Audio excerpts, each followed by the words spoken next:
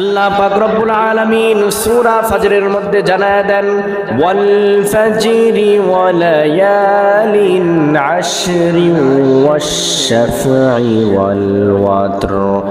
আল্লাহ তাআলা বলেন ওয়াল ফজর, ভোরের শপথ, ফজরের শপথ। এরপরের আয়াতের মধ্যে আল্লাহ তাআলা বলেন ওয়ালায়ালিন আশর, 10 রাতের শপথ, 10 রাতের কসম। হযরতে আব্দুল্লাহ ইবনে আব্বাস রাদিয়াল্লাহু তাআলা আনহুমা জানায় দেন, এই জায়গায় দশকের দ্বারা উদ্দেশ্য হলো, এই জায়গায় 10 রাতের দ্বারা উদ্দেশ্য হলো জিলহজ মাসের প্রথম দশক। অর্থাৎ আল্লাহ পাক রব্বুল আলামিন জিলহজ মাসের প্রথম দশকের শপথ করে মানুষদেরকে জানায় দিলেন জিলহজ মাসের প্রথম দশকের মর্যাদা, জিলহজ মাসের প্রথম দশকের সম্মান আল্লাহ তাআলার কাছে অনেক বেশি। আল্লাহ তাআলার কাছে জিলহজ মাসের প্রথম দশকের মর্যাদা অনেক বেশি। কসম করে জানায় দিলেন, দুনিয়ার কোনো মানুষ যখন কোনো কসম কাটে, দুনিয়ার কোনো মানুষ যখন কোনো কসম করে, তখন কোনো সম্মানিত ব্যক্তির কসম কাটে, বলে আমার বাবার কসম, আমার মায়ের কসম। আবার মা বাবা যখন কসম কাটে তখন বলে আমার সন্তানের কসম। যদিও এইভাবে কসম করা ঠিক নয়, তবুও মানুষ সম্মানিত ব্যক্তিদের কসম কাটে, কারণ সন্তানের কাছে মা বাবা অনেক দামি সম্পদ। এই জন্য সন্তান মা বাবার কসম কাটে। আবার মা বাবার কাছে সন্তান অনেক দামি এক সম্পদ, অনেক মূল্যবান এক সম্পদ। এই জন্য মা বাবাও সন্তানের কসম কাটে। আল্লাহ পাক রব্বুল আলামিন জিলহজ মাসের প্রথম দশকের কসম কেটে দুনিয়ার মানুষদেরকে জানায় দিলেন, জিলহজ মাসের প্রথম 10 দিনও আল্লাহ তাআলার কাছে অনেক বেশি মর্যাদাবান। জিলহজ মাসের প্রথম দশক আল্লাহ তাআলার কাছে কেমন দামি।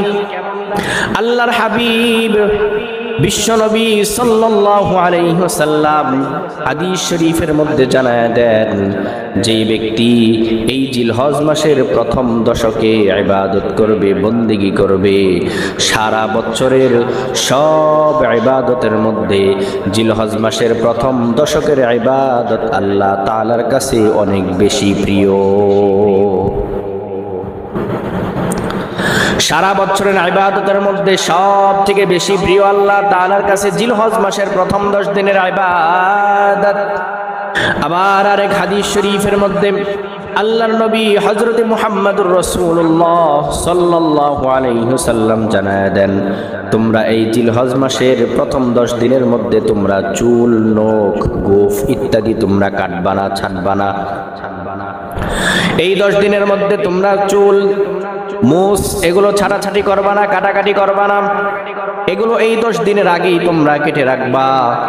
আর এগুলো কুরবানি ঈদের দিন অর্থাৎ জিলহজ মাসের 10তম দিন ঈদের নামাজের পরে তোমরা যারা কুরবানি দিবা, তোমাদের পশু কুরবানির পরে তোমরা তোমাদের এই চুল, নখ ইত্যাদি তোমরা কাটবা, তোমরা ছাড়বা।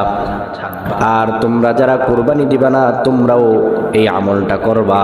তোমরা যদি এই আমলটা করতে পারো, অর্থাৎ এই জিলহজ মাসের প্রথম 10 দিনের মধ্যে যদি তোমরা চুল, নখ, গোফ ইত্যাদি এগুলো যদি না কাটো, না ছাটো, তোমরা যদি এই আমলটা ধরে রাখো, কুরবানি ঈদের দিন কুরবানি দেওয়ার পরে যদি তোমরা এই আমলটা করো, আল্লাহ পাক রব্বুল আলামিন তোমাদের আমল নামার মধ্যে কুরবানির সওয়াব লিখে দিবেন।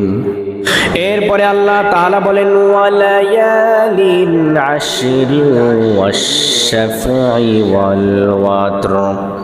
আল্লাহ তাআলা বলেন জোর বেজোরের শপথ। আল্লাহর নবী হযরতে মুহাম্মদুর রাসূলুল্লাহ সাল্লাল্লাহু আলাইহি ওয়াসাল্লাম জানায় দেন, এই জায়গায় জোর বেজোরের দ্বারা উদ্দেশ্য হলো জিলহজ মাসের 9 তারিখ এবং জিলহজ মাসের 10 তারিখ। অর্থাৎ জোরের দ্বারা উদ্দেশ্য জিলহজ মাসের 10 তারিখ, আর বেজুরের দ্বারা উদ্দেশ্য জিলহজ মাসের 9 তারিখ। অর্থাৎ আল্লাহ তাআলা জিলহজ মাসের 9 তারিখ অর্থাৎ আরাফার দিন আর 10 তারিখ অর্থাৎ কুরবানি ঈদের দিন, এই 2 দিনের ব্যাপারে শপথ করে সারা দুনিয়ার মানুষদেরকে জানায় দিলেন জিলহজ মাসের 9 তারিখ এবং 10 তারিখ আল্লাহ তাআলার কাছে অনেক বেশি দামি। কেমন দাম আল্লাহ তাআলার কাছে জিলহজ মাসের 9 তারিখ এবং 10 তারিখের?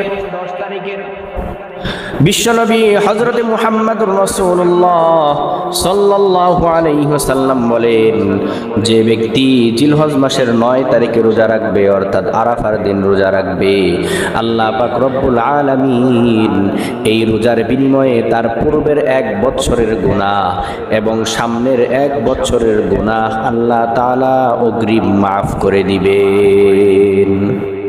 আবার জিলহজ মাসের 10 তারিখে আল্লাহ তাআলার কাছে সব থেকে বেশি প্রিয় আমল হলো জিলহজ মাসের 10 তারিখে আল্লাহর জন্য কুরবানি করা।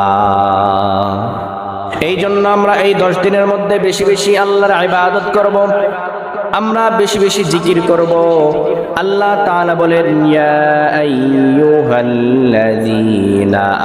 আমানু যকুরুল্লাহা যিকরান কাসীরা। আল্লাহ তাআলা বলেন, হে ঈমানদারেরা, তোমরা আমি আল্লাহর জিকির করো। কেমন জিকির করবা? বেশি বেশি জিকির করো, যিকরান কাসীরা, বেশি বেশি জিকির করো। এরপরে আল্লাহ তাআলা বলেন, ওয়াসাব্বিহুহু বুকরাতাও ওয়া আসীলা, এবং তোমরা সকাল সন্ধ্যা আমি আল্লাহর তাসবিহ পাঠ করো।